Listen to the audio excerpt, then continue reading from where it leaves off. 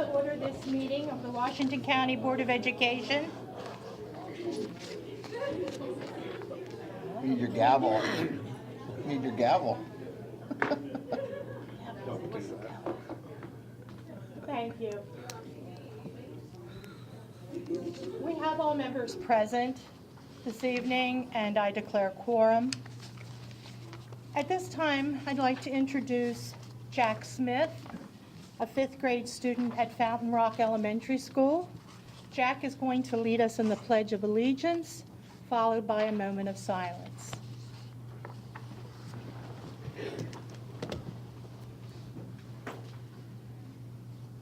I pledge allegiance to the flag of the United States of America and to the republic for which it stands, one nation, under God, indivisible, with liberty and justice for all.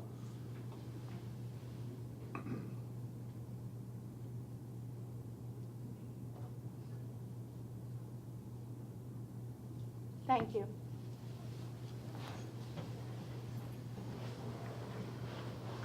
Welcome, Jack.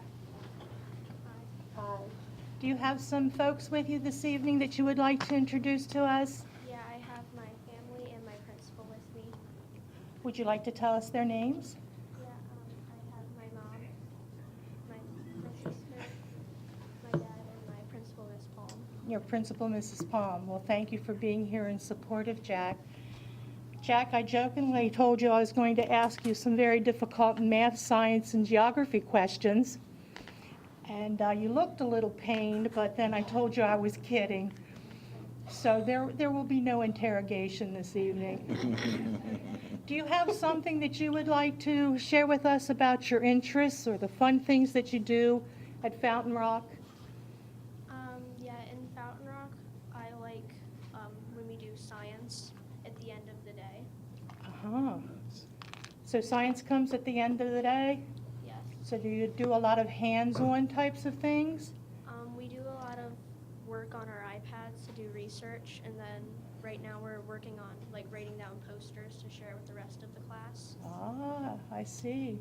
And I think your mom told me something about a geography bee or something. Uh-huh. What's that news?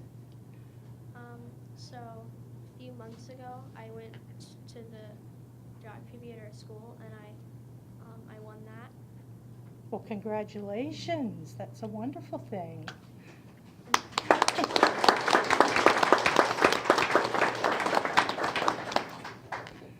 So is geography something that you enjoy studying, or is that just something that comes very natural to you? When we took the pre-assessment, I was kind of surprised at first. About how much you knew? You were surprised? Yeah. Uh-huh. And Did you do some studying then? yeah, after that. Uh-huh. Okay. Well, colleagues, do you have anything that you'd like to ask of Jack? Do you remember the winning question? The question that you won on? I think not really. Do you remember the answer? Yeah, I don't understand. It was Philadelphia. Oh, okay. That's all I remember. Maybe we can be like Jeopardy and figure out the question from the answer. Yeah. Well, Jack, thank you so much for being here this evening and for leading us in the pledge and a moment of silence. We appreciate it. And good luck to you back at Fountain Rock. Have a great rest of the year.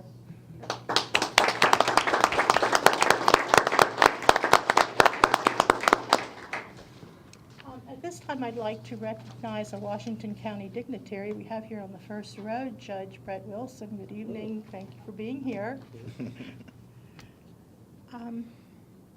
First thing that we need to do is to approve tonight's agenda. Is there a motion? So move. Thank you. Mr. Stauffer, is there a second? Second. Thank you, Mrs. Murray. Is there any discussion of the agenda? Okay, seeing none. All those in favor of this evening's agenda? All right, we're unanimous and the student member concurs. So we'll move on to the approval of the minutes. Mrs. Williams, I move for the approval of the closed session minutes dated Tuesday, April 16, 2016. Okay, thank you. I'm sorry, 2019. Okay. April 16, 2019. Thank you, Mr. Gaspard. Is there a second? Okay, thank you, Mr. Bickford. So is there any discussion, any additions or correction to the minutes? All right, so we're voting on approval of the closed session minutes for April 16th, 2019. All those in favor? All right, unanimous. Thank you. And also move for the approval of the business meeting minutes dated Tuesday, April 16th, 2019. Thank you, Mr. Kessler. Is there a second? Second. Thank you. Mr. Stauffer, any additions or corrections or any discussion of the business meeting minutes? All those in favor of approval of the business meeting minutes? All right, we're unanimous and the student member concurs. So we've approved both sets of minutes. This time, we'll have the first part of the superintendent's report, which will be continued after new business. Dr. Michael. Thank you, President Williams. We have 4 presentations tonight we're excited to share. In a few minutes, I'm going to invite Joni Burkhart to come forward. She's going to read a proclamation for Teacher Appreciation Week. We are so grateful and so thankful for all the teachers we have in Washington County, the hard work that they do every day. And Josh Edwards, our new Teacher of the Year, is here to accept that on behalf of teachers. But that's in a few minutes. Also, in a little bit, Kate Long is going to come forward. She's going to share a little bit about 2 of our staff members that are recognized by the Maryland Association of Student Councils. And I'll ask her to share a little bit about that. But before we do that, I'm going to invite both Kate Long and Cody Pine to the microphone. We have Geography B winners here tonight. Kate's going to share a little bit about what that program is. Cody Pine then is going to share a little bit about our gold medalists for Skills USA. And board members, after they make just a brief presentation, I'm going to ask if we go down front, and then we'll receive our Skills USA students, then Geography B, and then Teacher Appreciation Week and the Student Government Recognition. So with that, Ms. Long. Good evening, board members and family. I'm here today to recognize the Geography B students that have been performing throughout our year. This year in Washington County, students in grades 4 through 8 participate in the Geography B, where they share their knowledge about continents, states, a variety of different physical characteristics that represent the world, and human geography characteristics. We had students advance to the state competition this year. 7 of the young individuals that you'll see and recognize this evening advanced to the state competition, which was held in late April. And we are very pleased to recognize their hard work and their knowledge of the world that they live in today. So I appreciate the time that you're taking to recognize them this evening and the hard work of parents and families in supporting those students as well. Thank you. Thank you, Ms. Long. Mr. Pine. Tonight, we would like to celebrate the state gold medal winners for the Skills USA. Skills USA is a career technology student organization which improves the quality of our nation's future skilled workforce through the development of the framework skills that include personal, workplace, and technical skills. This time, I'd like to turn it back over to Dr. Michael. Okay. So board members, if you go down front, we'll recognize our guest.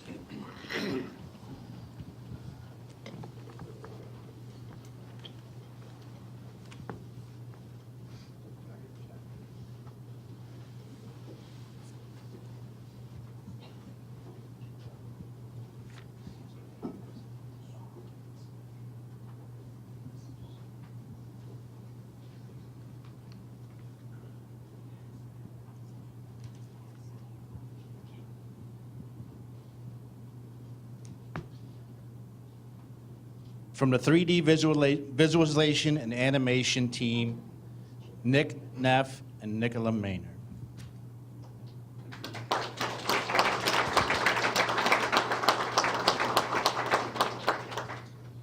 Barbering, Andrea Valerio.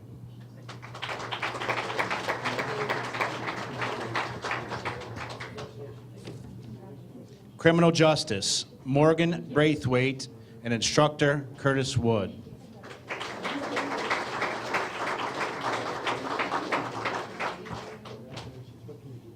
Culinary Arts, Amanda Culla and instructor Tammy Twig.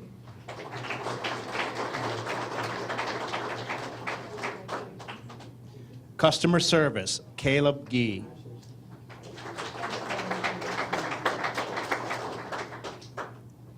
Firefighting, Dylan Essler.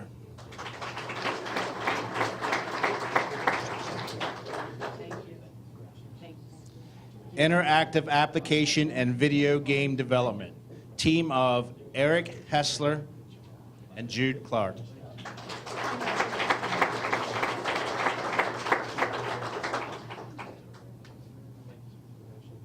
Photography, Keenan Atkinson.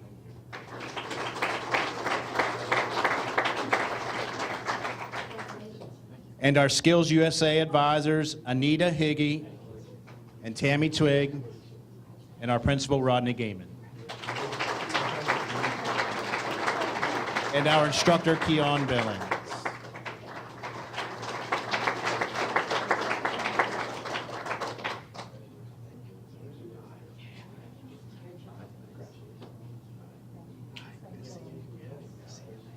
Please help me join them in a round of applause.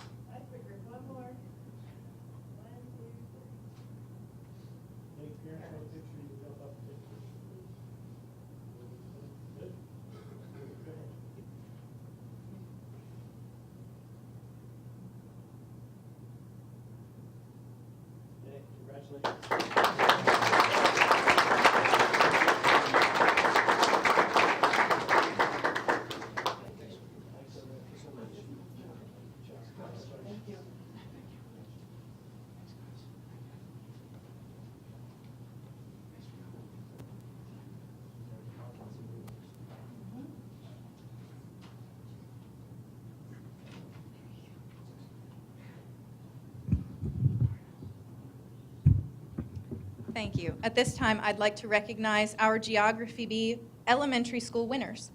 From Bester Elementary School, Miss Ruby Prickett. From Cascade Elementary School, Georgia Green. From Emma K. Daub Elementary School, Sandeep Sunil Kumar. From Fountain Rock Elementary School, Mr. Jack Smith.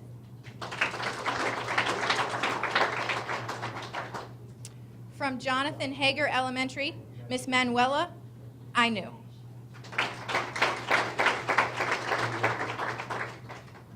From Morgansville Elementary, Daila Gonzalez Vieira. From Pleasant Valley Elementary, Miss Lakin LaRue. From Potomac Heights Elementary, Aiden Miner. From Rockland Woods Elementary, Jackson Ramsberg. From Salem Avenue Elementary, Zoe Bedrigel. From Smithsburg Elementary, Carson Frieder. And from Williamsport Elementary, Thomas Glessing.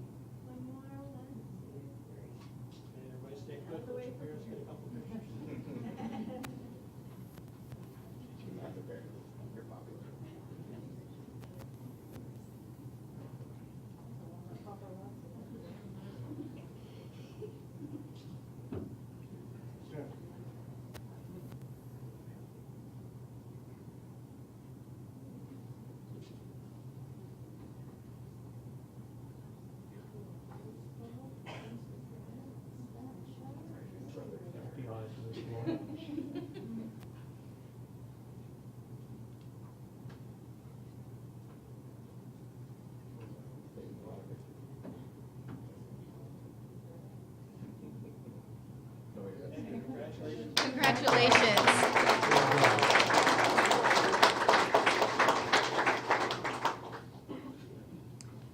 And we'd now like to recognize our middle school Geography B winners.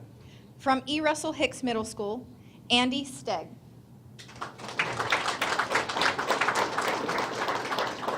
From Northern Middle School, Evan Newcomer.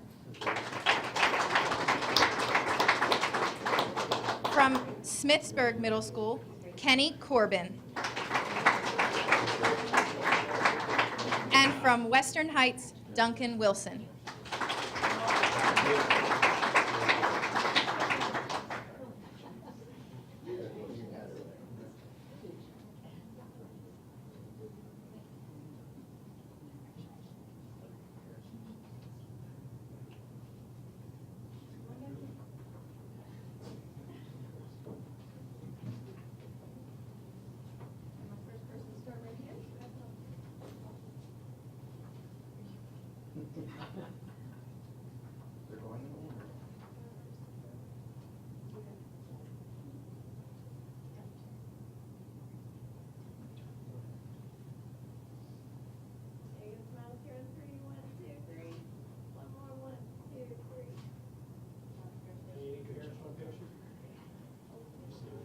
Big smiles.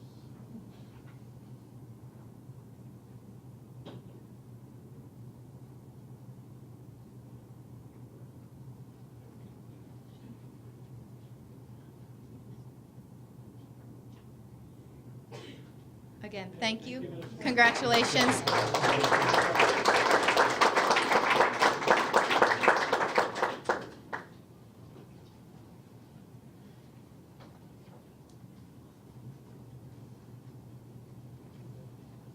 Good evening, board members. It is my pleasure to introduce you to Josh Edwards. Josh, I'm just going to have you stand up.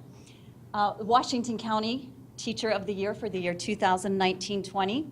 Josh was selected from 82 candidates and excelled at the writing process, the interview process, and the continuous visitation of both the community judges and the WCPS judges.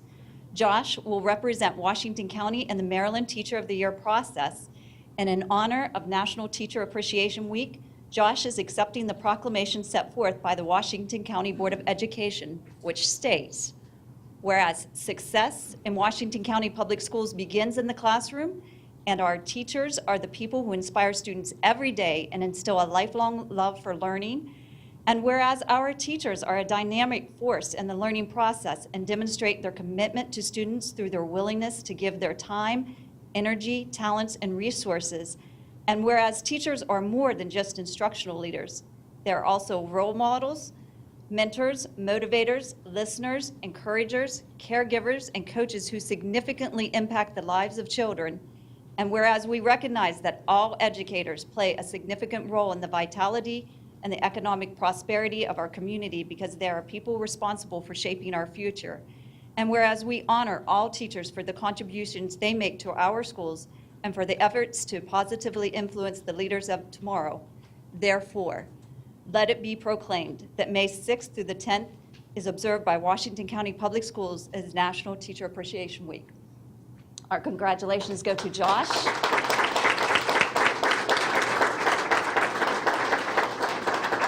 To the Board of Education for recognizing the work of all teachers. And Josh, I'd like you to come forward and shake hands.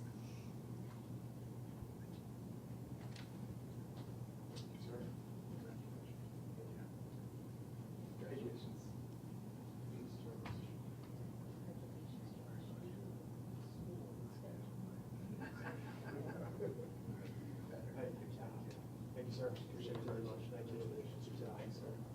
Thank you very much. Thank you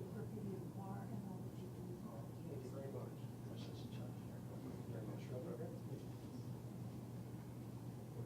Oh, she'll give you, trust me. He knows the space. Yeah, he has the space.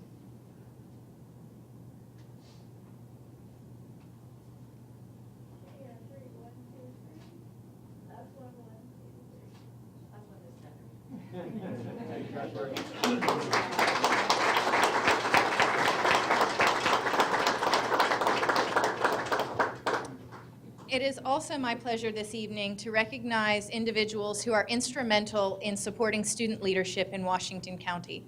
Over the past several years, our Student Government Association, Washington County Association of Student Councils, has grown tremendously under the leadership of the individuals I'm about to recognize. I appreciate and thank them for their efforts in growing our students. We'd like to recognize Ms. Kim O'Kane for nominating these individuals and her recognition and support of student leadership as well. This year, named as the Mike Michelson Advisor of the Year, we'd like to recognize Mr. Jesse Orth as our Executive Advisor for the Washington County Association of Student Councils.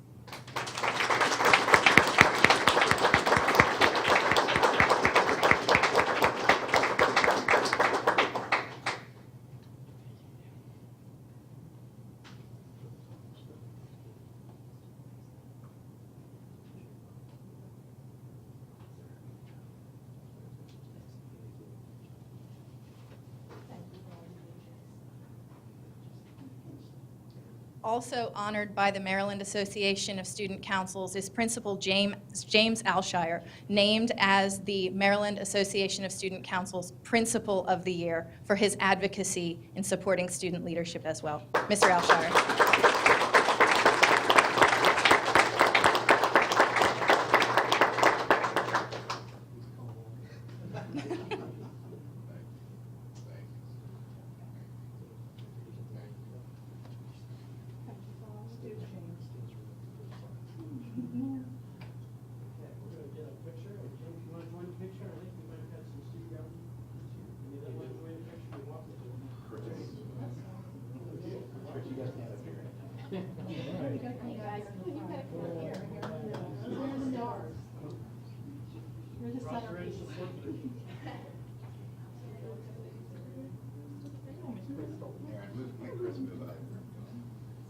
No, that's perfect. Good. Actually, if you can stand up, so everyone step down one. There we go. Good, good. There's spacing here, so I'm sure it's Come on. Very bossy. Yeah. Little bossy.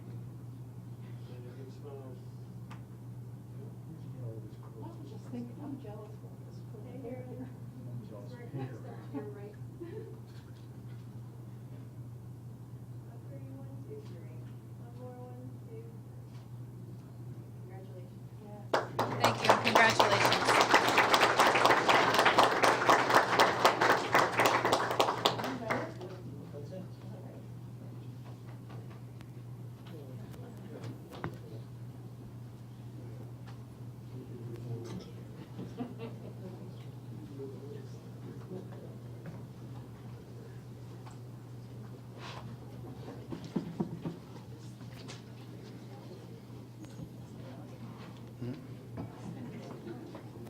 Playing this one.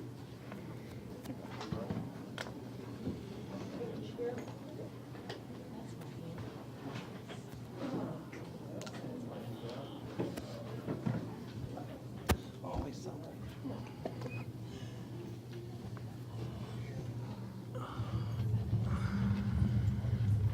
Let's speak up. Just tell them to speak up. Tell your heart to speak up.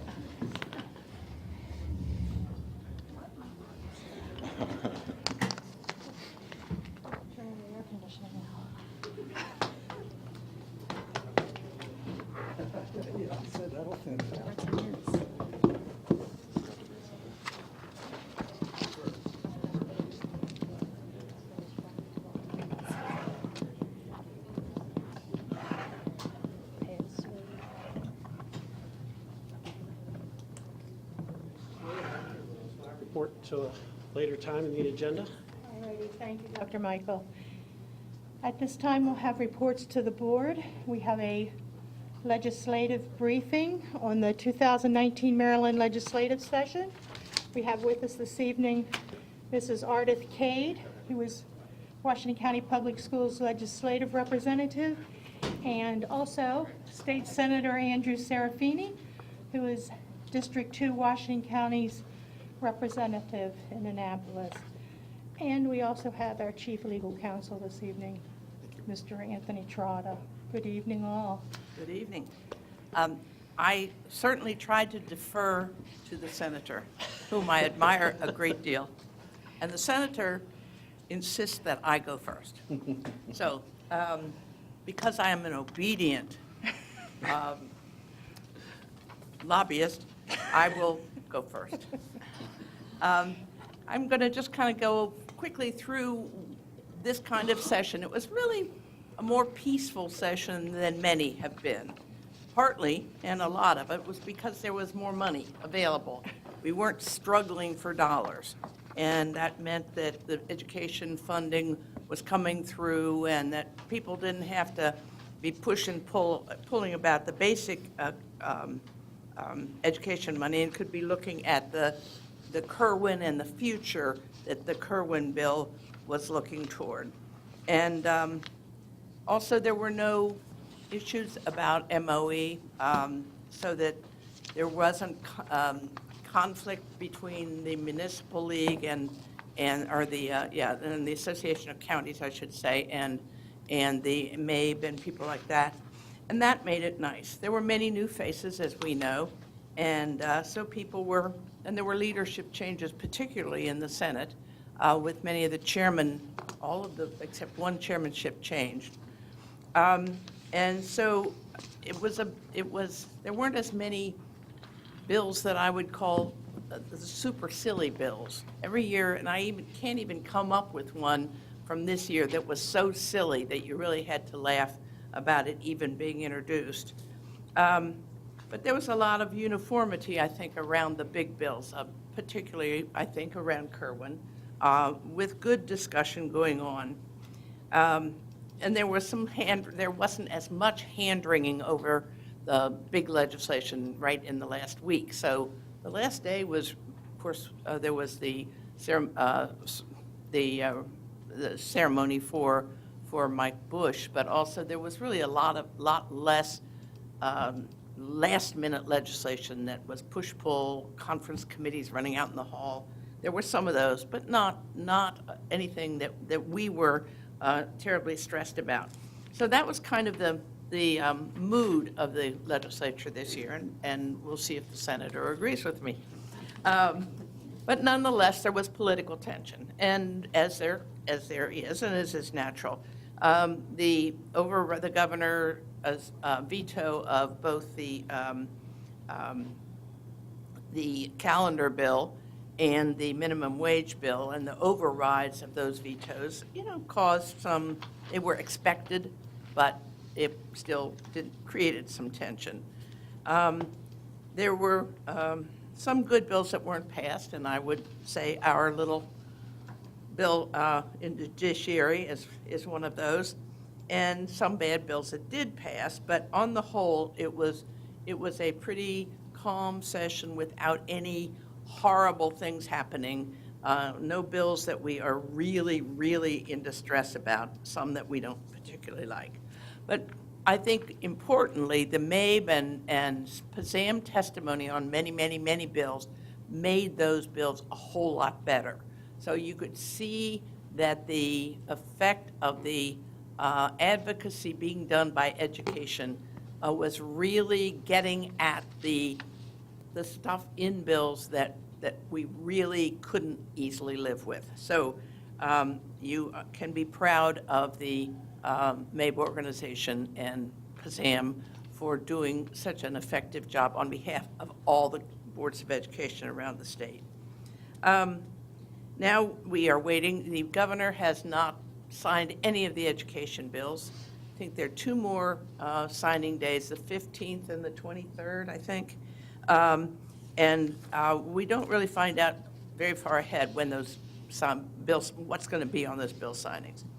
But accountability is a big issue. The Kerwin bill, of course, includes an inspector general, a very high-level position to be selected by the attorney general, the governor, and the treasurer, and who will be looking at fraud, waste, and abuse, and civil rights, and that sort of thing, not looking at your curriculum and the operation or your buildings and so forth.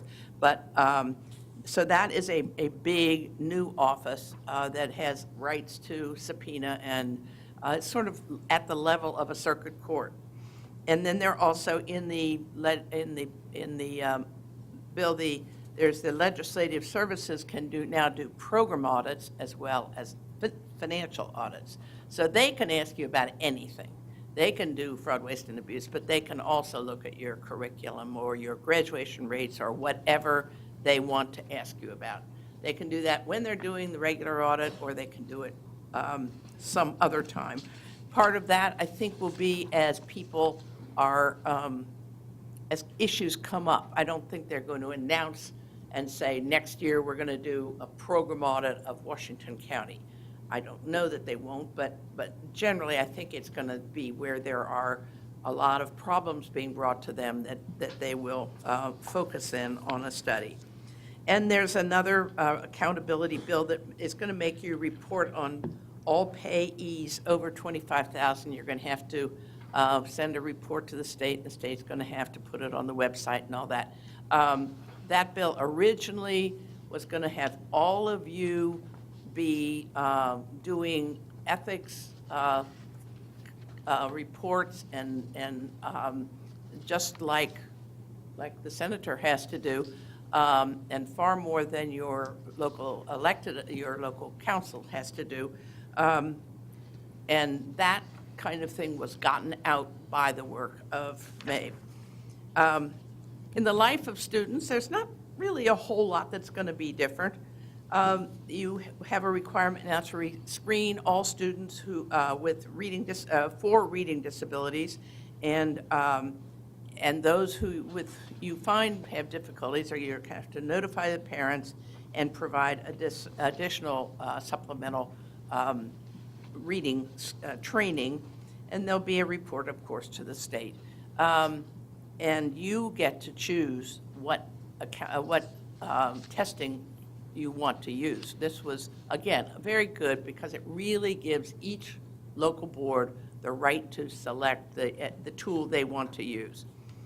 And in the area of discipline, I mentioned last time this whole concept of restorative practices. And without quite knowing what that means, I can tell you that you're going to have to know what it means and be sure that restorative practices are the aim and goal of your working with students in discipline. But apparently it doesn't change the rights for suspension and expulsion. There's a bill that doesn't mention boards of education, Senate Bill 103, about cyberbullying, but it really does work with you, I think, because it makes it an offense, a misdemeanor to cyberbully in any kind of way, particularly online is how a lot of it is focused, a minor. And it's quite a strong bill, and it's a 3-year or $10,000 penalty for violations. And that doesn't apply within the schools any more than it applies outside the schools. So I think that it's a bill you want to get familiar with so you know what it says. And then, as I mentioned last time, the grades on new statewide tests won't be able to be used as a graduation standard for the first year of their use. First, it had been 2 years. They changed it to, I believe, to 1. New opportunities and tasks for you all and for your staff here. You may establish regional schools through multi-county MOUs, and I guess this would be sort of like you did at times with Hancock, although a much more formalized relationship than maybe you had at that time. And you have the right to establish and the responsibility to establish community schools, and community schools are ones where you involve the other organizations in the community, and you provide a lot of wraparound services, and you involve the parents, and this is particularly focused on communities with lower income levels, and will be the place where some of the money from the Kerwin Poverty Grant money will go, where you have 2 staff people that are appropriated to that school to work on that community school effort. there's a whole separate bill about what is a community school. It's, I think, a concept you kind of have already used in some of your schools anyhow, but this formalizes it, and they get designated. And in the methodology of the 80% of low and moderate, of free and reduced price lunches, and the methods of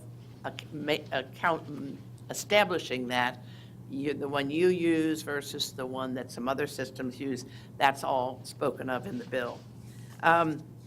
One of the bills we really don't much like, and your people really help to make it not as bad as it is the one that suggests that not only should your drinking water be less than 20 parts per billion lead, but that you should be striving to make it 5 parts per billion of lead or less.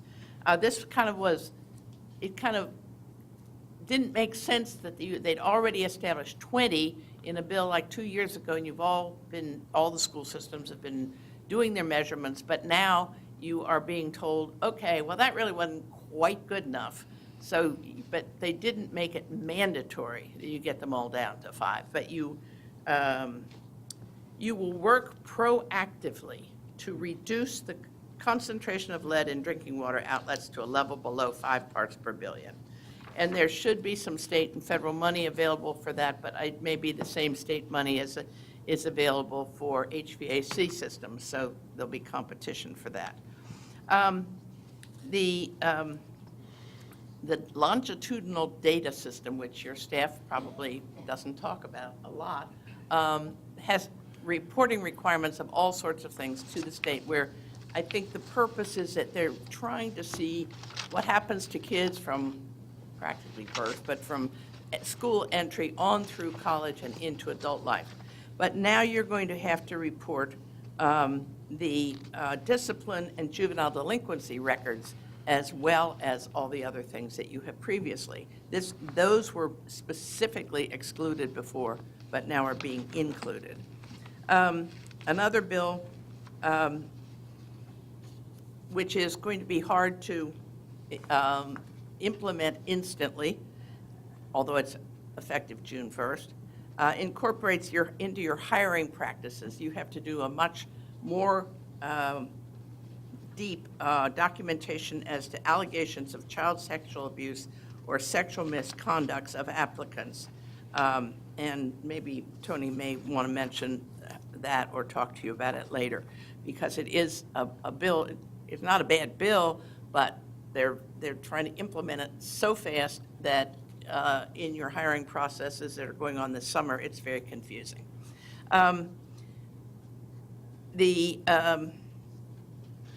If you have anyone who has actual knowledge of abuse or neglect of a child, must report it. If you knowingly fail to provide that written notice or make the required written report of that, that again is a misdemeanor with a $10,000 3-year penalty possibility.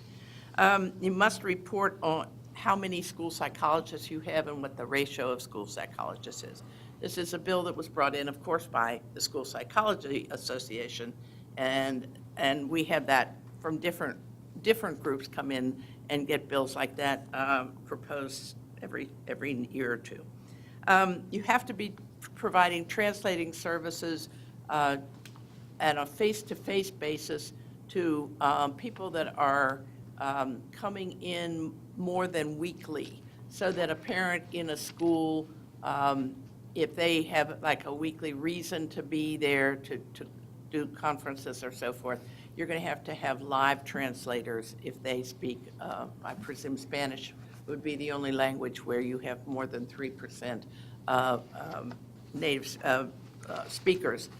Are you at the 3% level here?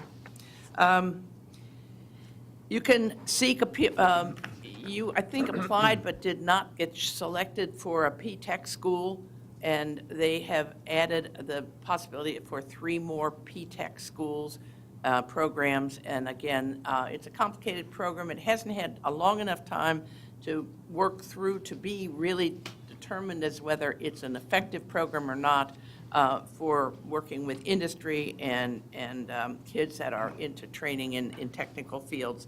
But they are opening it up for additional applicants. On election day, you will have to have a PAGE program. You will have to have students that are helping with the people coming for elections. I think it's a requirement, not an opportunity. And of course, I think you've probably read that you have to stop using any styrofoam products in your food service. And you can use up what you have, but you can't buy any more. One of the bills that I imagine the good senator will speak about, and again, the bill that we could not get through despite extraordinary amounts of effort, having to do with the group home kids who, for whom we do not know their reportable offense.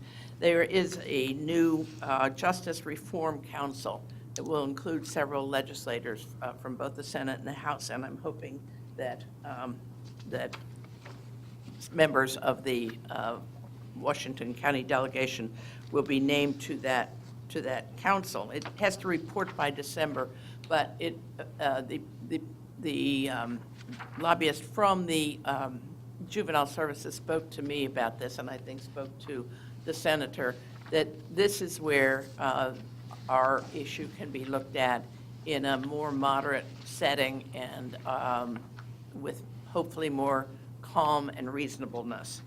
I'm going to tell you about Tony's pet peeve, Mr. Trotta's pet peeve, is the bill that establishes a fund for zero-emission school buses. They only cost $350,000 each. And then, of course, you have to have the electrical wiring and all to service them. But there is a fund for a small fund to test that out. I think maybe Montgomery County is going to apply and maybe have 1 or 2 of them. But the bill started out saying that everybody was going to have to buy zero-emission school buses. Now, how reasonable is that? And that's the kind of thing that happens with good committee members, good committee staff, good legislators, and good advocates. You get there and you make a bad bill, into an acceptable bill. The 2 things that failed that I was going to mention that we are sorry about, one of them is that the matter of the daily subs, they're still covered by sick leave. And again, it's as frustrating as our juvenile services bill, because it seems to many of us so logical that daily subs should not be covered by sick leave. It's complicated for keeping track. It's counterintuitive, but the legislature for now 3 years has been unwilling to change that. And the bill that we had mixed feelings about was the use of the Stadium Authority money for school construction. The concept is an interesting and good concept, but the fact was that the money, as we talked about last time, was almost all delegated to the 7 large counties, and the 17 of us, the rest of us got, 8% of the money. And it was totally unfair. That bill passed the House side, got over to the Senate, and the Senate committee eventually just put it in the drawer, and it didn't pass. So next year, the big issues are going to be Kerwin funding. This year, we didn't deal with the formulas. They put in money, and it's for this year and next year, but they didn't establish, what is GCEI? Is it still going to be there? I'm afraid so. Would we be included? No, I don't think so. And what new categories will there be? I think there's a concentration of poverty. That's a new one that probably will help this community. So next year, it's going to not be as nice among the different education counties, because some of them are going to be, well, all of them, all of us, are going to be hoping to get the most percentage of each of the categories. And there will be a lot of tension among and between. And it'll start probably with Montgomery and Baltimore City, who are at the opposite ends of the spectrum of ability to pay. And funny little Talbot County also is one of the wealthiest counties. But so next year, it will be harder for MABE to take positions on things like all of the formula proposals. So it's going to be kind of an each man for himself in a different kind of way on that one, because there'll be winners and losers. So that's how it looks from what's just passed, and that's how it looks for what is to come. But this is the man who knows much more. Really, I want to again say, working with the Washington County delegation is a real pleasure. People are available, and they're sound thinkers, and I feel that they welcome our input, and it's been very nice. And your staff here, and as I said, Dr. Michael himself was asking lots of good questions throughout the session. Our quick response team worked well, and you had a lot of work and a lot of emails going back and forth. So it really has been a team effort, and Jamie is marvelous, and Tony, of course, you know, it just never stops. So it really it has been a team effort with mostly successes and our one disappointment.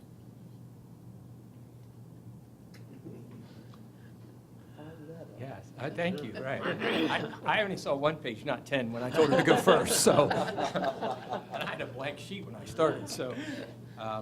I do want to respect for your time. If you all need to move on. Okay. I don't. So anyhow, thank you. I did ask, I invited myself. I've done that to the city and the county, and I've done that to you all too.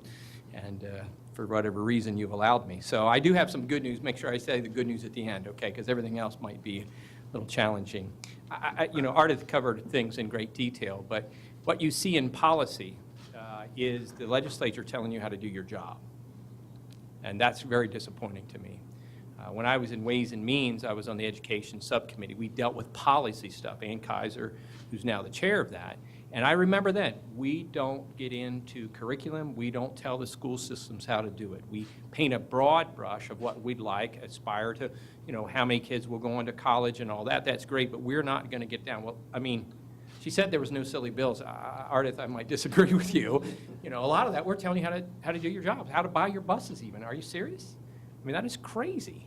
So to me, and reportable events was just that whole preschool to prison pipeline, and just made no sense. We said, do you understand that the school board gets that information when somebody's even accused? They haven't been adjudicated, and the school system finds out that information. And we're saying, we think it'd be fair if they've actually been adjudicated, they've actually, gone through a process, right over. So fortunately, I think we have a great advocate in Bobby Zirkin, who's the chair of Judiciary in the Senate. He said, you're right, this is crazy, we've got to fix this is wrong. That's how we got it out of the Senate. And he's promised to work with us. And actually, the chair of no, it's not ECM. What am I dealing with? The business community, Kelly, Dolores Kelly. She wants to work on this in the summer. She recognizes it's a problem at DJS and you guys are facing some of the same problems. You're having problems getting staff. You're having problems having students. I just talked to someone today that a family member went through a traumatic situation as a student attack. That's too common. That's going to be a bigger issue, and I'll talk about that later. I'll try to speed up here. Restorative discipline, though, same thing. We had a big debate on that. What does that mean? And what do we say to those 29 other kids in that class when one child is very disruptive and creating problems. And, but we got to keep them in the classroom, and we've got to do those things. I don't think that's the best for that student, ultimately, and I don't think it's best for them. And God bless that teacher that's trying to teach through that mess. So Bob Castley, Senator from Baltimore, Hartford County, great man, and he really took them to task on this and just pointed out how foolish it is. The verbiage is very vague. As Arta said, what does this mean? Because once again, this is us telling you how to do your job, which is very foolish. And I think we really have to start pushing back to that.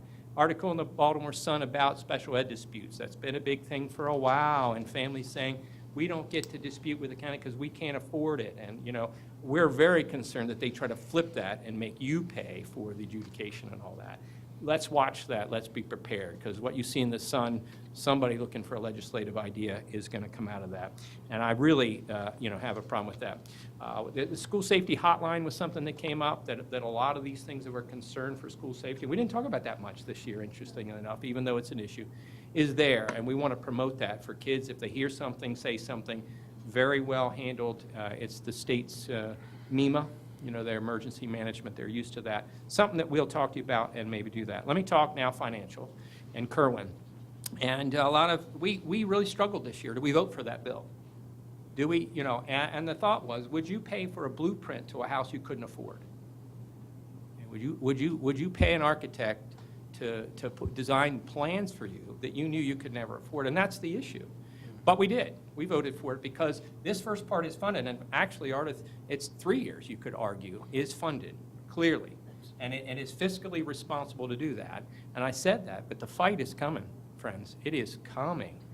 Because we're talking in a couple of years, $3 billion a year between the state and the counties. And plus, by the way, we have a $1 billion structural deficit on top of that. And I'm going to tell you, President Miller didn't like it when I kept saying, we're not going to find that under a rock somewhere. Sports betting, well, sports betting might be 20 to 30 million, and it's constitutional, so we got to wait till the next election to even bring that up. We're gonna legalize recreational marijuana, not for any other reason but the revenues. Now that's one of the dumbest arguments I've ever heard. How do we say to future generations, how did you pay for education? Well, we legalize recreational marijuana. And the jury's out still. You've got living laboratories in Colorado and other places. Is this a good idea? And we're not so sure. And the interesting thing is the revenues haven't been there. And the interest, sadly, but what we find is when you price it too high, you overregulate it like Canada has, the black market is still out there and it's cheaper, and people say better product. So, careful what you do. I'm only saying what people told me. I'm just telling you. I have no personal knowledge. That's always the concern. They've asked me to serve on that commission in the interim because they want somebody to look at what the tax rates need to be. And they said, we know you don't support this from the beginning, but we don't have anybody else we feel comfortable that's going to understand the right way to tax it, because Colorado taxed it too high. Revenues weren't there and they had to make adjustments. But let me tell you, these are hundreds of millions of dollars. These are not billion-dollar solutions, none of them. We're going to have to get deep into property tax. We're going to have to get into your pocket for income tax.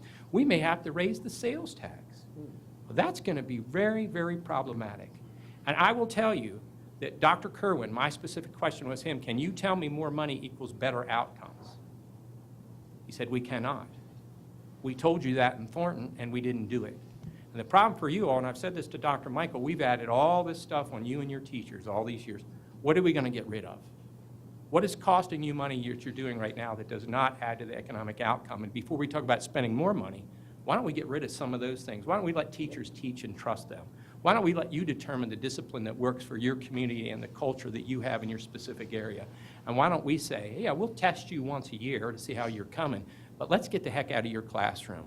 I'm going to advocate for that, and I hope that we will see that. But I'm very concerned because this is a bus that's moving. But it's really going to, because I believe that people in Maryland support, and I know they do in Washington County, education. They do.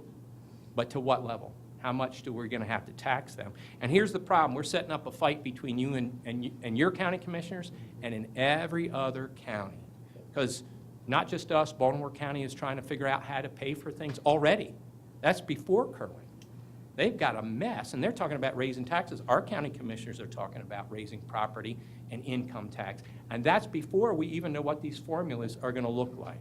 So we've got to lock arms here. I know there's been challenges back and forth. I appreciate Dr. Michael and other people have sat down with people in the county. We've got to come together and speak with one voice and say what we can. And I'm going to tell you what concerns me. Senator Pinsky, who's over the Education, Health, and Environment Committee, he talked about being punitive to counties that don't pay their share. Okay? Now, fortunately, cooler heads prevailed in that. But that, to me, you know, and forget us. Let's go down on the shore where there's some very poor, or go out to Garrett County. You're going to tell Garrett County because they, you know, they've been closing schools the last, you know, several years. They've closed a lot of schools. And if they can't come up with the funding because they don't have the population, they just lost Luke, and we're going to sit there and punish them and tell them we're going to cut their funding formula because they can't afford it, that's not one Maryland. That's not us coming together and helping those counties that need help. So I'm very concerned about that. You know, I'm concerned about construction. Are we going to reward bad behavior? If you didn't take care of your schools, you know, we're just going to say, hey, here's more money. Now, the comptroller, who's fallen out of favor with his own party, but he has said one of the fundings for construction should be, how would we grade how well you've maintained your properties, how well you've taken care of things? Why don't they have air conditioning? You all had the same challenge, but you put air conditioning in your facilities. What's the reward we get for that? You know, Johnny Oshevsky from Baltimore County was complaining about he can only replace schools every 20 years. I said, we're on 225 years right now, Johnny. I mean, you know, he's worried about a kid that's born today might not be in a new school until they graduate. And I said, I'm worried about like the great-great-great-grandkids of us might not be in new schools. So we've really got to talk to that. So let me say this to you. Follow Baltimore County. Johnny Oshevsky is very favored, and he's in trouble, and he was asking for $100 million, which would have been 1/3 of the total amount that we did for schools. But they're going to try to help him. Well, whatever we can do to make ourselves look like Baltimore County and ride in their coattails if we have to is one thing. The second one is follow the new county administrator in Prince George's County, Angela Alsobrooks. They're talking about what we did at Barbara Ingram, Triple P. They're really going to push that. They're really going to be innovative. We have been with them before. It's been Baltimore City, Prince George's, and Washington County for innovation. Now, we've got so far, and we ran into some things, but they're going to push the envelope because she needs to do it, but she wants to do it as efficiently as possible. And there you go, a very democratic community that we can ride with them, because the idea is that really I would say you guys did with Barbara Ingram initially and some of the other things we've talked about are going to be powerful. And I think we can say, let us innovate. If you're not going to give us the money that we think, then let's remove some of the things that are adding a lot of cost to our construction and see if we can't be more efficient. So, you know, the school stadium thing was interesting. That was the lockbox money, $125 million from gambling that had to go to education. But that money was spent 3 times, okay? Spent in Kerwin, it was going to be spent. And the interesting thing, it wasn't don't spend it, use that to pay the debt service on it. Well, that's leveraging, and you know, sooner or later, Virginia's going to start gambling, and our revenues may not be there, and it's very dangerous to me to count on that to fund debt services. So how do we pay for this? We did say to Dr. Kerwin, we need you to prioritize, and he doesn't like to hear that. He says you have to do all of it. They also said 10 years is too tight. This is $3 billion is too much. You're going to have to try to stretch this out. And he said he would be reporting back to the legislature in the meantime. But you guys coming together, we've got to advocate that. All those discussions are going to happen this summer. Don't think we're going to show up in January and argue for the formulas that are favorable to us in any of these things. So I will pass on to you everything that I can. I was kind of MIA for parts of this year. Part of that I'm glad I was, actually. But we did pass a bill at one point that said all state-funded buildings in the Senate would have to be bird-friendly. Right? No windows in the first 4 floors. Right. Now, your people might be jumping out the doors instead of windows, but, you know, that just didn't make sense. Fortunately, the House killed that one. So I would say there was a couple similar ones, right?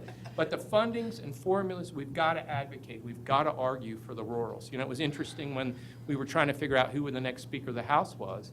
It was a discussion of, would it be a female? Would it be the first lesbian? Or would it be the first African-American? There's no conversation, would it be from a rural? You know, the Cass Taylors of the world, from Allegheny County being Speaker of the House, you know, where's the conversation in that? You know, it's all about the big fives, and we've got to knock on their door and say, hang on here, you know, we're a major part of this state, we believe as well. We think we can innovate, and we have, and show them better ways to do it. We've got to come together. And here's the problem that I can't solve for you, and I don't know the solution. And it was interesting, Senator Benson was here in Hagerstown about the tearing down of the building. She's from here. She went to South High, unfortunately. You know, I went to North, so I don't hold that against her. But, you know, she stood up and talked about being a principal and saying when she had trouble with students, how she brought the parents in. because you found that was the issue. You guys don't have that luxury all the time. No. We don't have that from our community. We don't have the parental support. We don't, when I was a kid, if I came home and the teacher said I did something wrong, my father didn't ask any more questions. That was the end of it. He was on the PTA. He knew before I got home. So that's the kind of difference we have to have. We have to have our community and our parents. You look at what Community of Hope's doing and that. They're coming in and doing that. But we can't do that at every school right now. And I don't know how you tell that teacher to fix those problems, because you've got kids that maybe the mom was abusing, opioids or whatever during the pregnancy. You've got some real problems in the house, and how that's impacting them. Dr. Michaels talked about young kids that come and are aggressive and physically without being provoked. That's going to be a major issue that we're not asking you just to teach our kids. We're asking you to fix our kids, and they have real problems now too. Right. And I've said it before. I said it this morning. It's like you tie their shoes during the day and they go home and they get untied. And you're going to have to repeat that. So we have to come together as a community and say the degradation of the nuclear family, the traditional values that we've had in our community, the holding up education is a very important ticket out. You guys are doing tremendous work, but boy, that's a big hill to climb, and I'm not sure money's going to fix that. So I'll end on the good note, okay? We are changing retiree prescription for state employees. I think it will be fine, but it's a change and it's a difficulty. And frankly, it's because some things should have been done years ago that weren't. And I had to explain to somebody, he said, now I'm a teacher. I said, no, that doesn't affect you in Washington County. Washington County has managed, and it's been a challenge. I get that, but you have managed your employee benefits very well here. Your retiree prescription, which you're one of the few that still provide that, is very well done. You take good care of your employees. The package that you do and the support you provide is great. Could it be better? Sure. Tom Ingram always told me you don't have to be sick to get better. I always remember that. And I think that's a great rule, and that's why we're here to talk to you tonight, to say these are the challenges. I'm on the budget committee that does the budgets of K-12 and the higher eds. We appreciate the communication between HCC, Dr. Klauber. That guy's got more energy than 3 people, and he's got ideas, and he's pushing it. And what we can do with USMH and them can really provide that. But once again, whether it's P-TECH or it's the technical, we've got to recognize a lot of kids maybe aren't going to go on to college, and maybe that's not best for them. But I think you guys are on the road for doing some great things with that. And I want to support you as much as I can. And I almost took as much time as she did with only 1 page. So. There we go. Very different. Sure. Did you have anything that you didn't? Thank you both. Thank you both for coming, and thank you for all you do, Mrs. Cade, for us, Washington County Public Schools, your hard work in Annapolis, and Senator Serafini. Thank you. Thank you for all that you do. We appreciate Very it. respected senator. And a friend to education and a friend to Washington County Public Schools, and we appreciate that very much. So thank you. Thank you. Thank you. Thank you very much. Travel safely, Mrs. Cade. You too. Senator, it's good to see you doing well. Yes,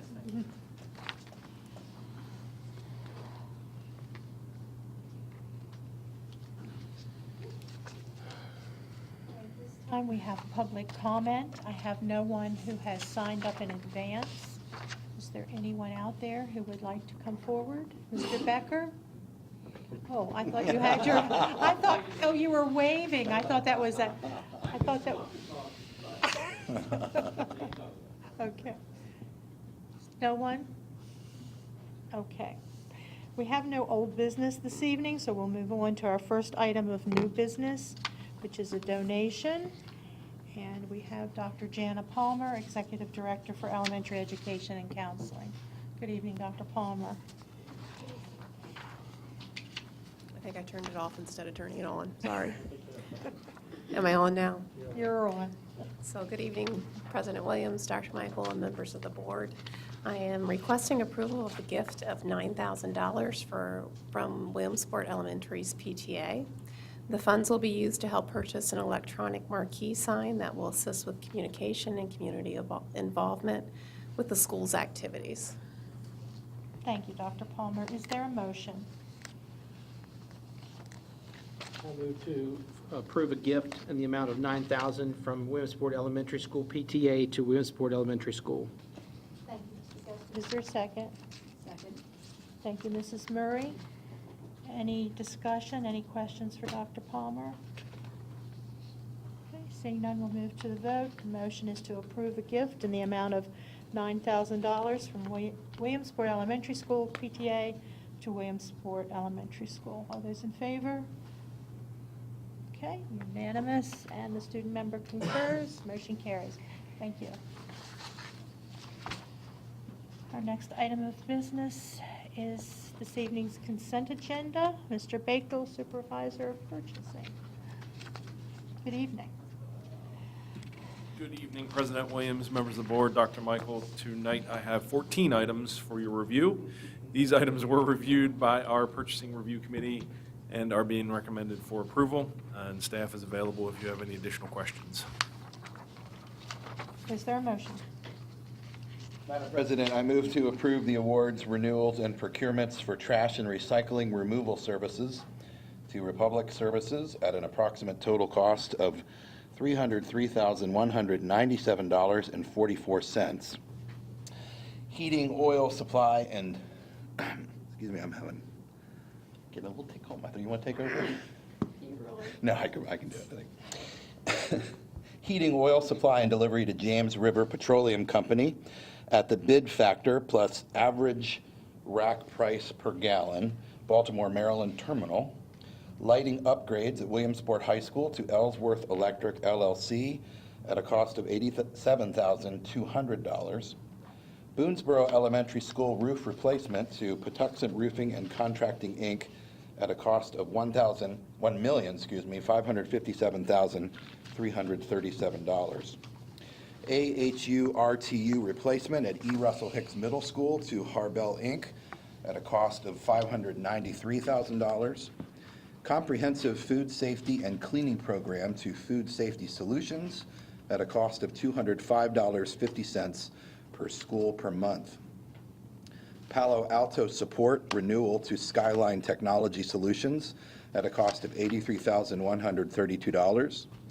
Blackboard subscription renewal to Blackboard, Inc. at a cost of $69,599.50. Unit price contract for fuel system cleaning, maintenance, and fuel oil tank replacement to R.J. Newman, Inc. at Total Environmental Concepts, Inc. at the unit prices listed. Active Classroom to Social Studies School Service at a 3-year total cost of $264,540. Guided reading books to Scholastic Education at a cost of $77,498.96. Data warehousing, software maintenance, and support services renewal to Who Knew It LLC at a cost of $80,239.89. Apple iPads, cases, and MacBooks from Apple Inc. at a cost of $508,237.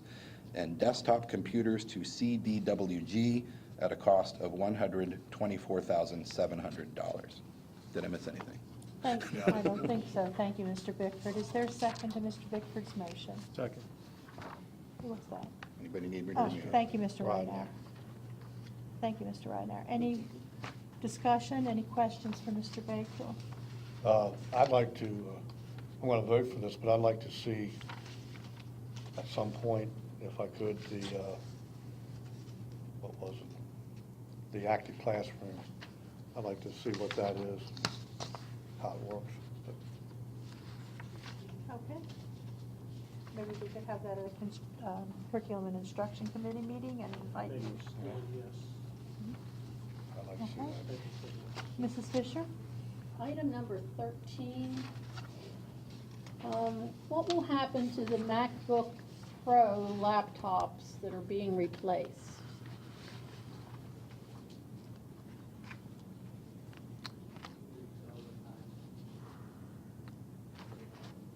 So you'll sell them back? We'll resell them back after Students couldn't use them? They're 11 inches, we probably could, if they're 11 inches, they're 10 years old. Could you come forward? Mr. Stauffer's having some difficulty hearing you. If you could come to the mic, please. Thank you. Thank you.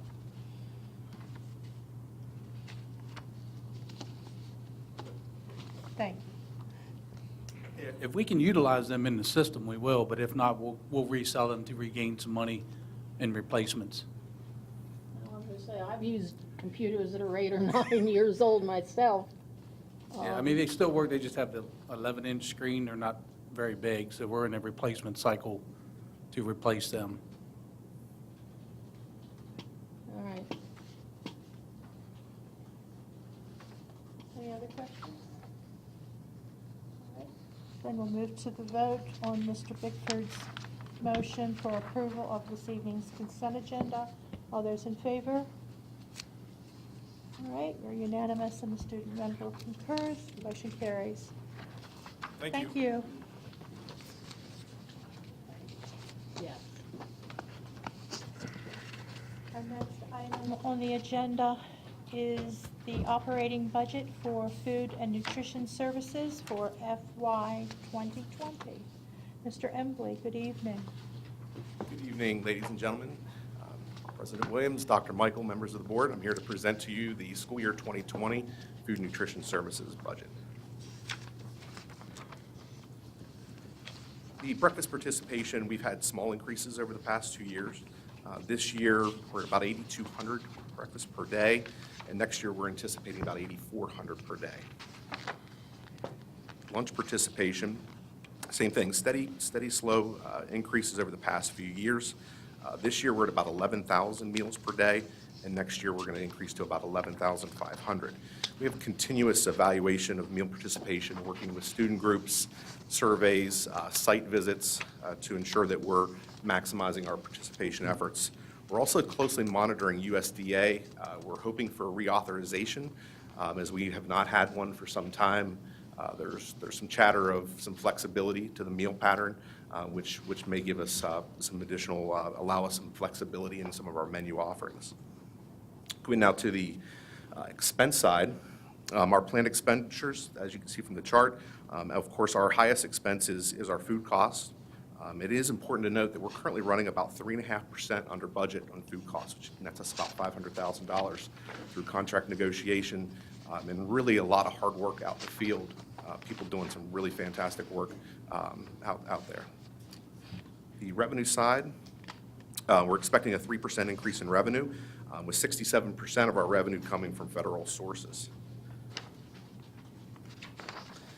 Next, I'd like to point out our equipment, capital equipment investments. And this year, I'm happy to report that we are able to, due to the savings in our food cost category, able to invest in the schools.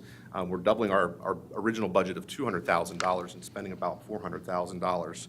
And that is something that we look to continue each year, investing in new equipment, energy efficient equipment, and things to make the work simplification.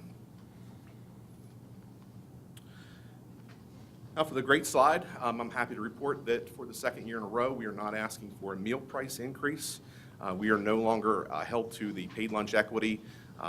Federal legislation, as long as we have a positive fund balance, we no longer have to raise prices to that paid lunch equity. And I see no reason, we are very solid in our department, and I see no reason to come to you and ask for a meal price increase. You can see for our lunch prices, we are 30 cents lower than neighboring counties. But again, I see no reason to increase those prices, even though we are lower. And the last slide is a balanced budget, almost $12 million. We're just that close to $12 million. Next thing I'd like to do is just give a brief update on our charge policy. I think as the slide states, the most important thing is we're feeding kids. There's no lunch shaming. There's no alternate meals. Children are being fed. If they present themselves in the lunch line and are hungry, they get a meal. They cannot charge a la carte or extra items. And I think, we've stepped up our outreach and communication efforts. And to summarize those efforts, just so that you get a sense of everything that we're doing, we place automated phone calls every week to anyone that owes money. We send negative account lists to principals to review. We send low balance reminders to elementary students. We send those home with them when they get low on their meal accounts. We send letters via mail from this office here at Central Office for those that owe $25 or more. And the Chief Operating Officer, Mr. Prue, just sent out over 250 final notices to those that owe $50 or more. We've also engaged building principals because of their relationship with the families. The principals receive a charge list. They're able to review that, look for families that they feel may benefit from the free and reduced program, make sure they have their teams doing outreach to those families. They're also doing outreach for those that are significant, owe us significant money to find out, what has happened. Is there a life change at the home? Is something happened at the home that they can report? And there's a lot of collaboration between my office and the school principal's office. At the end of the year, we may be sending families that owe $50 or more to collections. But again, I think it's important to note all of those steps that are being done to prevent that from happening. With that, I'll take any questions on the entire presentation. I think, Mike, you're seeking approval of the budget Yes, sir. as presented. Is there a motion? Williams, I move to approve the proposed FY 2020 Food and Nutrition Services operating budget. Thank you, Mrs. Berry. Is there a second? Second. Thank you, Mr. Bickford. Any discussion or any questions for Mr. Embley? Mr. Gessler? I just have one question. I noticed what Senator Serafini talked concerning the styrofoam bill. How will that affect us here at the system? It's a great question. So that won't go into effect until July 1 of 2020. We have put those products in our food bid for this coming school year to gauge that. And one of the things we've talked about is looking at that particular item. That's something that we can bring in bulk and warehouse to save some additional dollars. So we'll know our food bid was left, I think, is due in 2 weeks. So we'll have all those figures and be able we could report back to the board. Those products typically are sometimes double the cost. Yeah. So, one of the things that we've tasked our managers with is to reduce the amount of foam that we're using. We have dishwashers in, I think, every school, and we have no plans to as they break, we fix them. I think that's important. And we do like the summer program too, the meal machine. Does you use a lot of styrofoam for that? or- No, a lot of sandwich wraps and a lot of Okay. prepackaged items. Okay, well, good.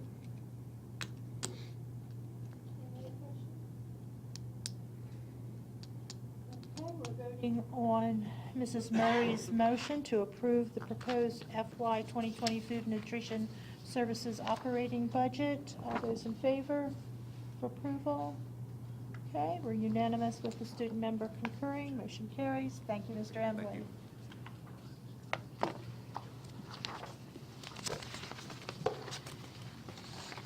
The next item is the third quarter fiscal year 2019 budget adjustments. Good evening, Mr. Brandenburg. Good evening, President Williams and members of the board, Dr. Michael. It gives me pleasure tonight to bring to you the third quarter requested budget category adjustments.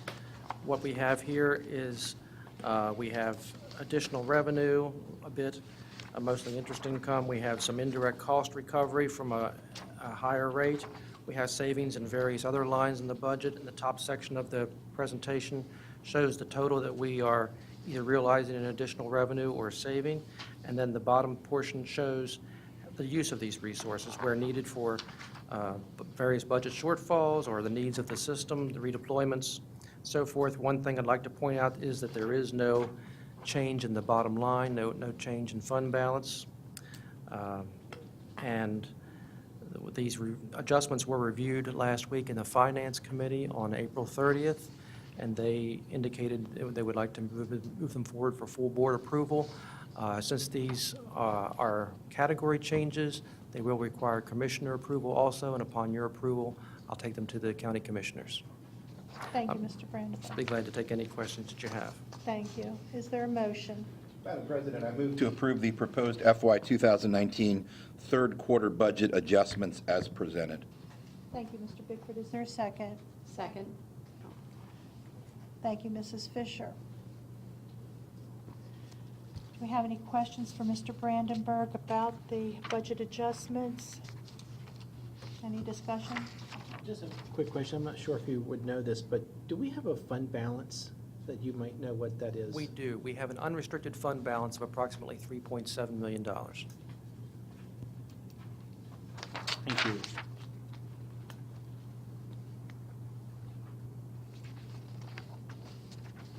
Anyone else?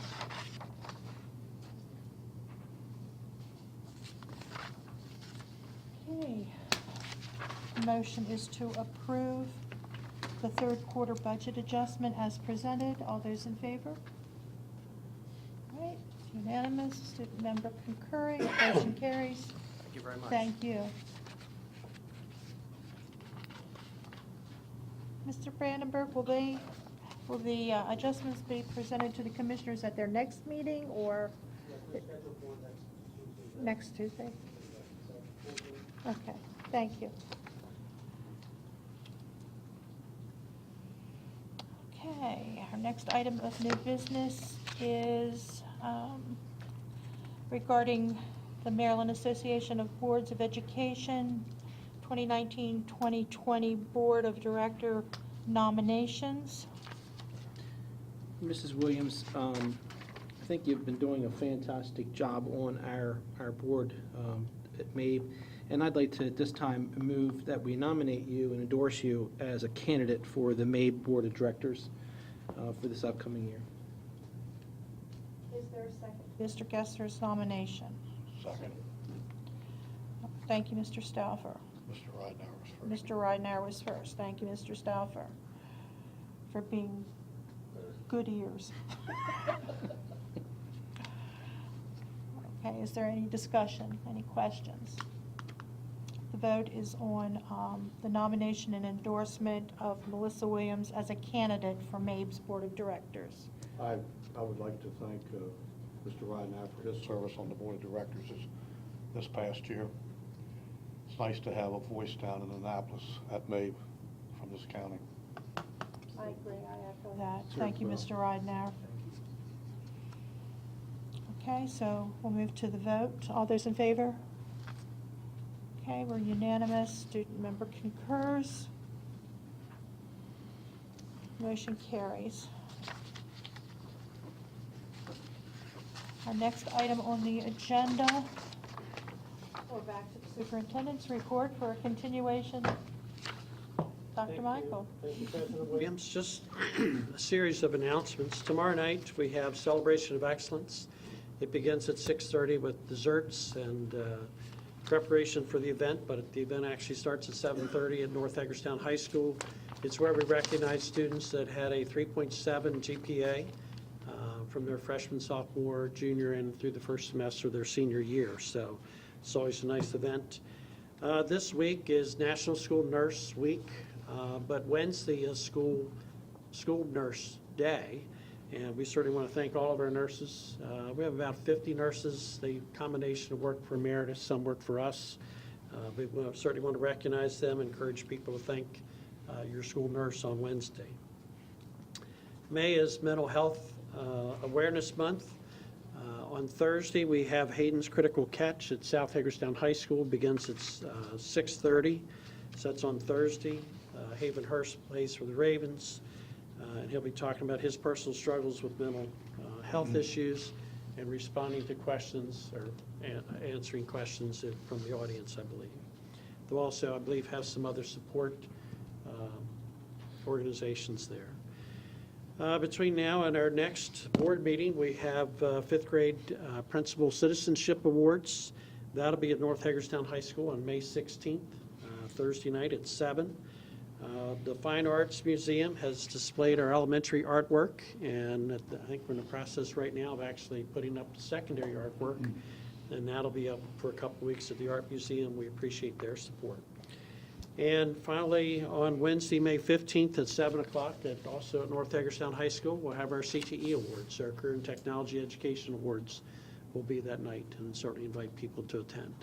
And Mrs. Williams, that's all I have for this evening. Thank you. Okay, thank you very much.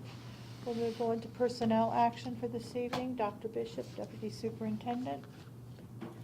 Good evening. Good evening, Ms. Williams and board members. As discussed earlier in closed session, there's several staff changes for your review at this time. I ask for your approval of today's personnel actions. Thank you. Is there a motion? Thank you, Mr. Ridenhour. Is there a second? Second. Thank you, Mr. Stauffer. Any questions or discussion? Okay, we'll move to the vote. Vote is to approve personnel actions as discussed in closed session this afternoon. All those in favor? Okay, we're unanimous. Motion carries. Thank you, Dr. Bishop. Mrs. Williams, if I might, I'd like to point out a few staff changes. Helen Huffer will be our new supervisor for school counseling, replacing Robin Handler here at the end of the year. Robin has served us well for many years, but we welcome Helen Huffer to that position. Also, a number of principal positions, a lot of AP changes as well, but principal changes for tonight. Andrew Ketzel will be the new principal at Cascade Elementary School. Tim Estridge will be the new principal at Clear Spring High School. Carl Stark will serve as coordinator of Funkstown Elementary School. Chris Klein will be the new principal at Hancock Middle Senior High School. Susie Winters will be the principal at Old Forge Elementary School. Megan Dodd will be the principal at Paramount Elementary School. Scott Woods will be the principal at Rockland Woods Elementary School. And Scott Knoll will be the principal at Williamsport High School. So congratulations to all those people, and I'm sure the community will welcome those individuals and get off to an excellent start for next year. Thank you. Thank you, Dr. Michael. Okay, we'll continue with reports to the board. The next report is the 2019 through 2028 enrollment forecast with Deanna Newman from Public Pathways Incorporated and our own Chad Criswell, who is the Senior Project Manager and Planning Supervisor. Good evening. Good evening. I'm here tonight with Ms. Deanna Newman from Public Pathways Incorporated to present the 2019 through 2028 enrollment forecast. As part of the board's packet, you received the two-page document that projects the full-time equivalent enrollment for all of the Washington County Public Schools out through 2028. Based on some recent legislative changes, including a work group on the educational specifications and the SRC formula, the Maryland Department of Planning recently updated and reviewed the current state-rated capacities of all Maryland public schools. The resulting changes from this initiative have been reflected in the document that you have.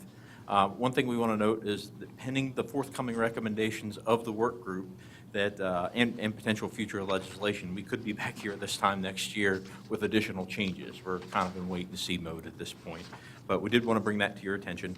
The Maryland Department of Planning has reviewed the enrollment projections that are about to be presented to you. Based on a conversation with them on the phone, they are in complete agreement with our enrollment projections, and we expect to have formal documentation from them this week indicating as such. So with that, I'm going to hand the presentation over to Ms. Newman. Here you go.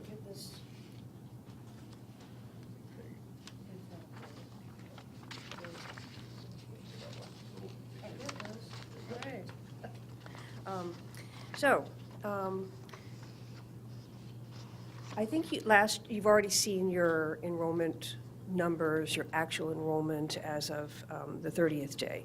And I want to look at these in terms of how did we fare in terms of our projections as one of my kind of benchmarks. This past year, our projections were fairly close. What that bodes for me is that our new projections probably are not going to deviate significantly from what we had been thinking. I do not project your pre-K numbers. Those are numbers that you give to me as a policy decision. I only project your kindergarten through 12th grade.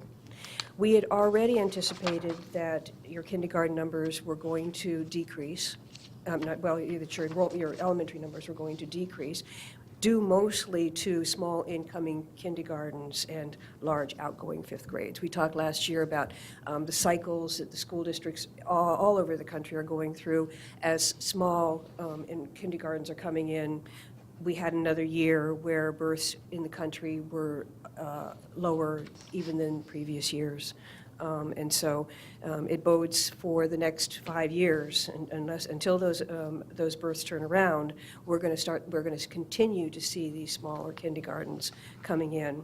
We had anticipated that the middle school would grow for the very same reasons that the kindergartens did not, that the outgoing fifth grade was quite large, and therefore our middle schools were going to grow.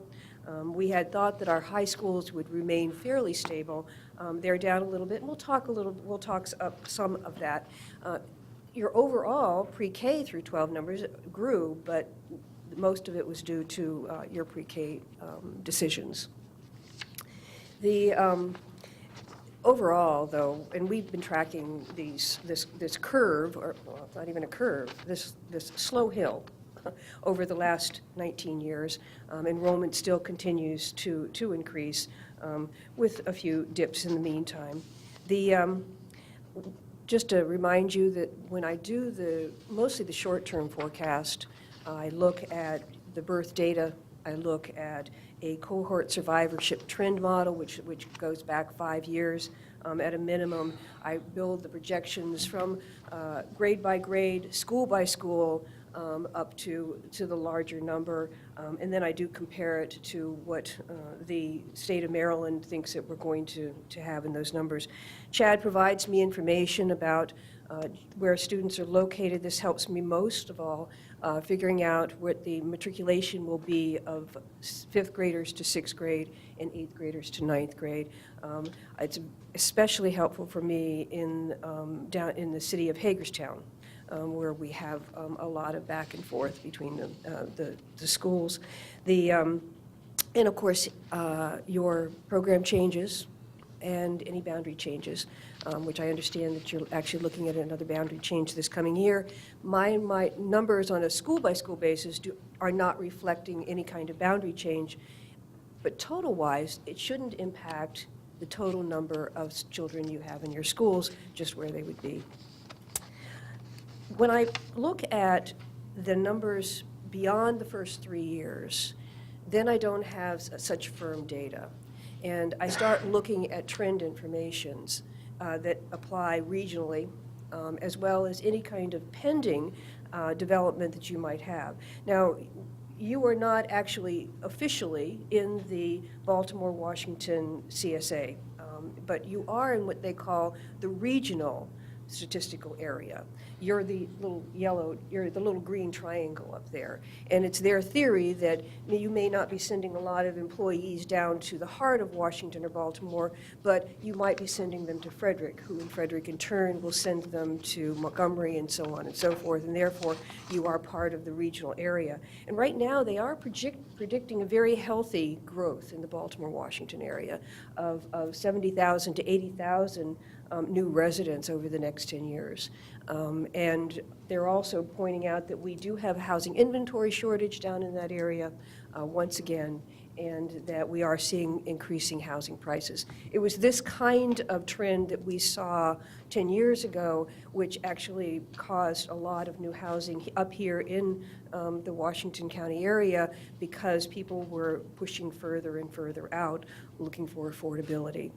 And so I think for us long-term, I think we can consider the possibility that our housing market might actually become more robust as it was at one point well, like I said, about 10, 12 years ago. So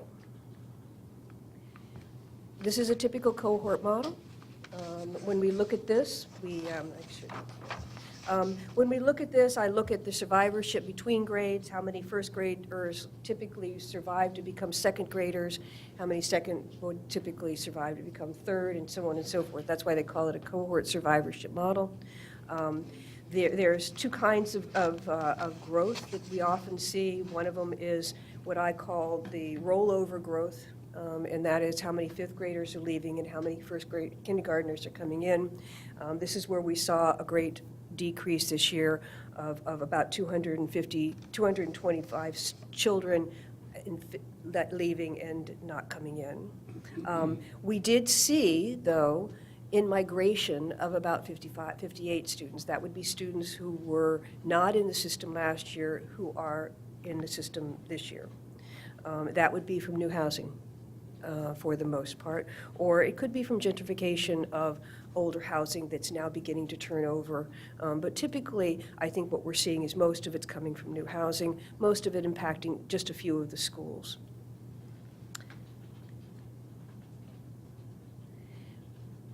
When I look at I look at the number of children who were born in Washington County 5 years ago. I look at how many then become kindergartners 5 years later. Right now, we're showing that this past year, about 93% actually showed up in the kindergarten. It would have been a smaller kindergarten had we been the same as last year. So we're looking at two things. We're looking at, in the first column here, or the second column here, you're looking at the number of children that were born, and in the last column, you're looking at then the number that would show up. There was a time back when we were going through a lot of housing and growth where this number was over 1. So there were more kindergartners showing up than had been born 5 years prior.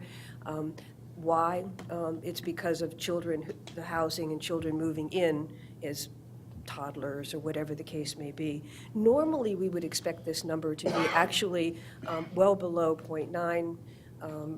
Some of it is that some of the children do not survive that first year, but more likely it's some that have gone into private settings, they've gone into homeschooling. There's all sorts of reasons why children who were born 5 years ago are not in the kindergarten 5 years later. We saw a bit of a jump this year, and therefore we had a pretty healthy kindergarten.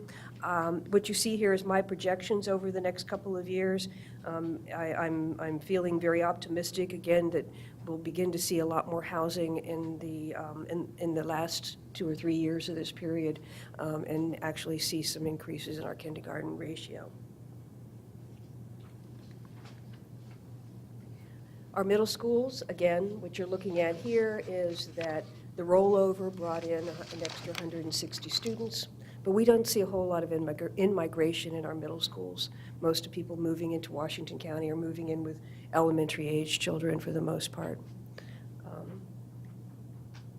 And at the high school level, one of the things that we're watching really is how big is the ninth grade this year versus the ninth grade that last year. Again, it's very cyclical. We don't see a whole lot of people moving with high school students as well. One of the things that I note here is that our trend at the 11th to 12th, we actually are showing a loss that's a little bit larger.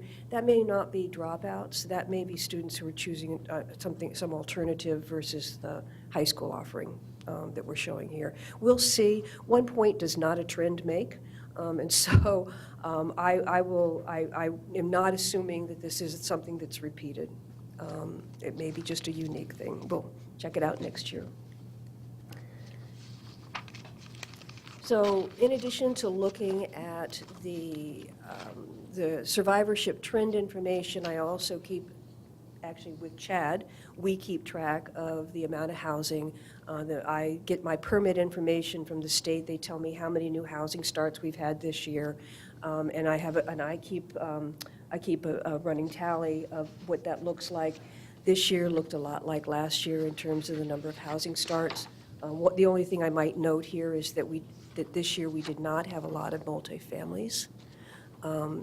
I don't know, since some of the multifamilies have a lot of children and some of them don't, it's pretty hard to keep track of whether that's a significant number. I'm going to assume in my projections that this is about the same level of housing we're going to have for at least the next few years, until we start to see some changes. One of the nice things about projections is we update them every year. Here is just a basic geographic distribution of where some of those housing is, the blue being those that are active. I think you might have seen this map last year. There's a few new, but for the most part, most of these ones that are in blue have been active for a while. Probably the most active, as you can imagine, is the Westfield subdivision. I stopped by and visited with their salespeople today on my way in, just to get a feel for how many they are building and how many they have under construction. They have 31 under construction right now. And so we have to make an assumption that they will be completed certainly before the end of the year. And there are 2 developers that actually in there selling homes. So as I said, my assumptions for the next projection is that we're going to stay around 175 annual new starts.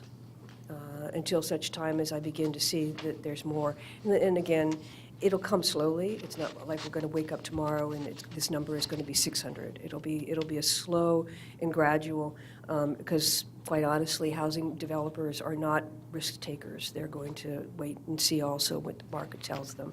I'm going to assume that your kindergarten number will eventually start to pick up. Some of it will come from new housing. Even if our millennials decide not to. I have a millennial who, by the way, just had a baby. I don't know if that helps. And I think also that as I said, I'm going to project that the high school will trend pretty much the way it has been. Enrollment projections. They're, again, not too different from last year.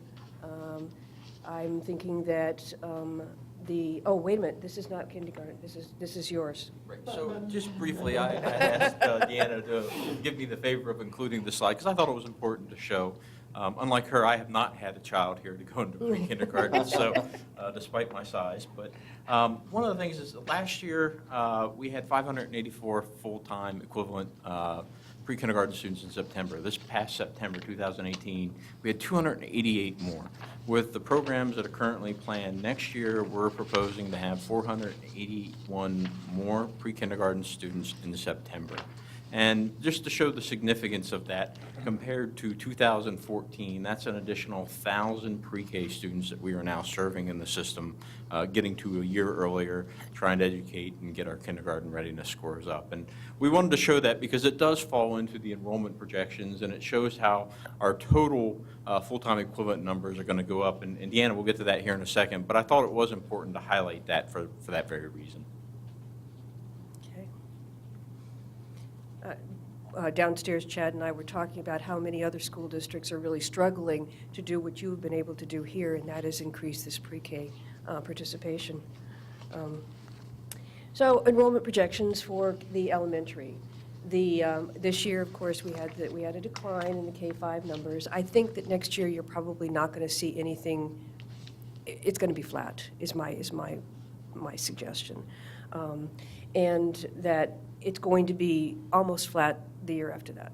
And actually, given the fact that this low kindergarten numbers, it's like moving into a headwind, that is already bringing us low numbers, and our little bit of housing growth is just kind of keeping us steady for this period of time.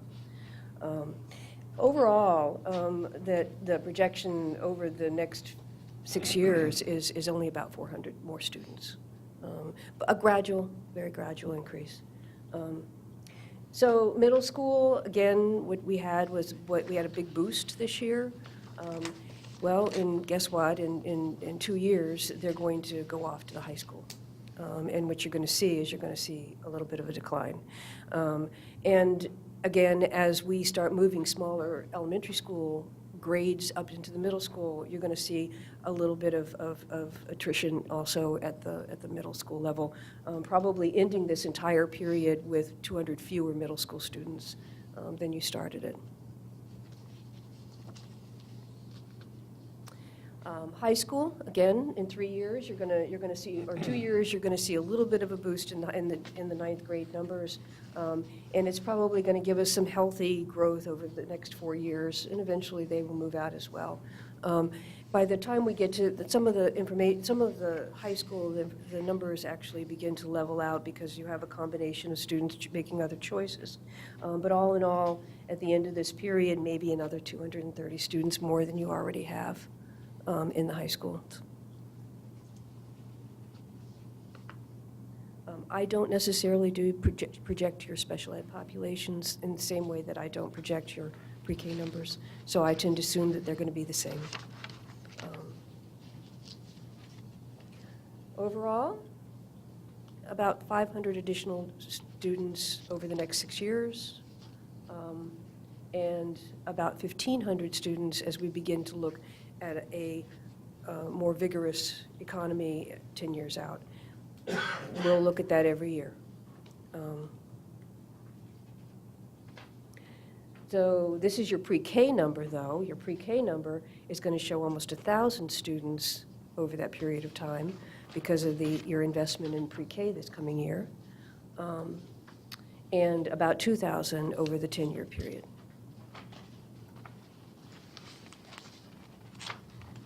And with that, I think we are open to any questions. Colleagues, any questions? Just for confirmation, the numbers, it look like South High would probably see the most overcrowding projecting over the next decade? Certainly at the high school level, yes, sir. Okay. Yeah. That's something that's on our radar, I think. Okay. And we'll actually probably go into that a little bit deeper in the work session that's coming up for the Okay. Educational Facility Master Plan. We take a real close look at that in the enrollment projection chapter. Got it. Thank you.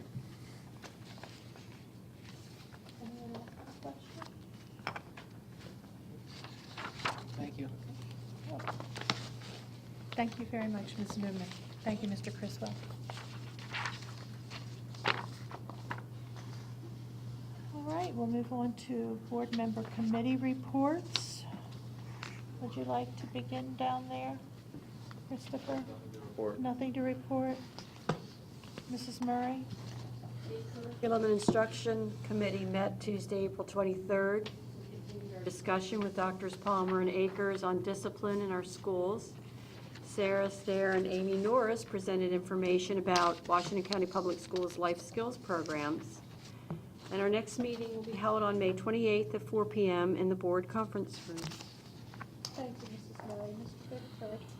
Finance Committee met on Tuesday, April 30th at 8 a.m. We discussed the March financial report, grants report update, the third quarter budget adjustments that you approved this evening, along with the food services budget.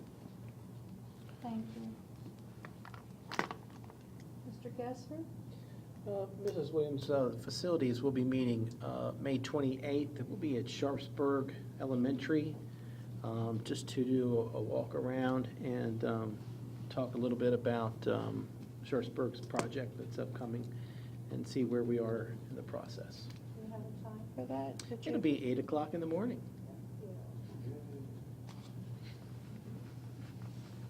Mrs. Fisher?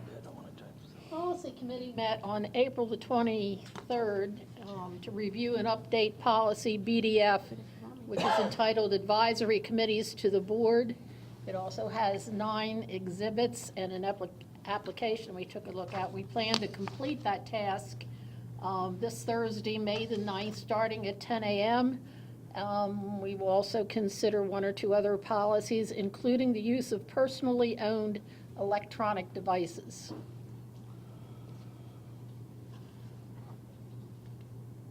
Mr. Ridenour?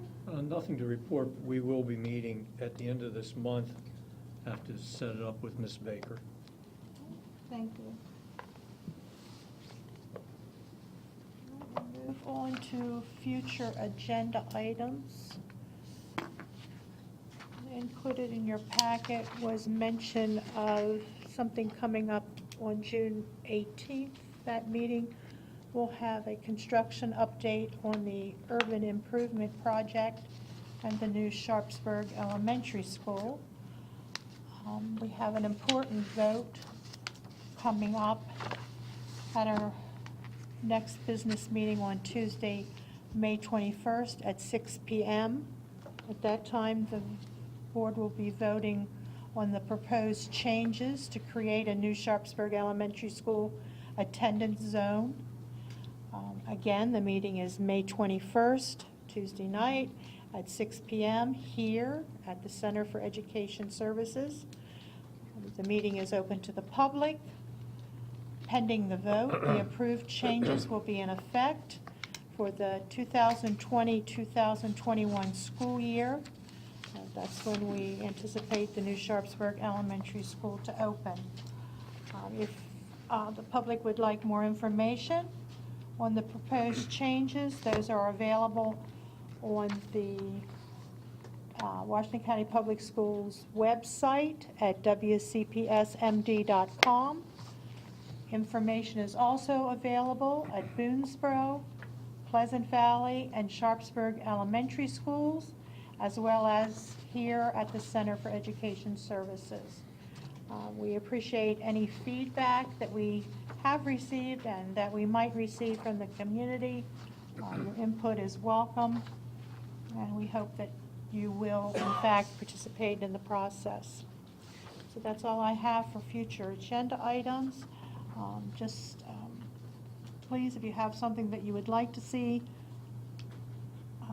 on the agenda for a future meeting, please let a member of the Agenda Planning Committee know that.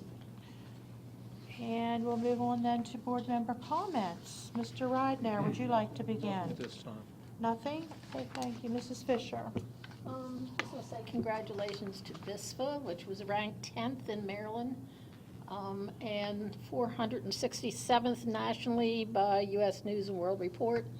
And also a thank you to Clear Spring Elementary School for allowing me to come and read to several of the classes last week. It was totally enjoyable, especially when you think I probably taught some of their grandparents. That was enjoyable. I don't have anything this evening. Mr. Southam. Nothing. Mr. Bickford. Nothing for me. Mrs. Hurley. Yes, I'd just like to say that I was able to go to the Museum of Fine Arts this Sunday with my youngest grandson, Evan, who had work on display. And I was so impressed with the quality of the work that was displayed. It was wonderful. It really was. It's so creative, all the different things that they're doing. So congratulations to everyone and all of the teachers for their hard work. Mr. Mackley. Say thank you to Mr. Jesse Orth, who we recognize here tonight. Over my past 4 years in student government, he's had a huge positive influence in my life and the life of all the other student government members. So I just feel really lucky to have him as like a mentor in my life, and I think he's extremely deserving of that award, as is Mr. Alshire. I have no comments this evening. Dr. Michael, do you have any words that you would like to impart before we adjourn? Okay, so we have no further business, and we will adjourn the meeting. Thank you.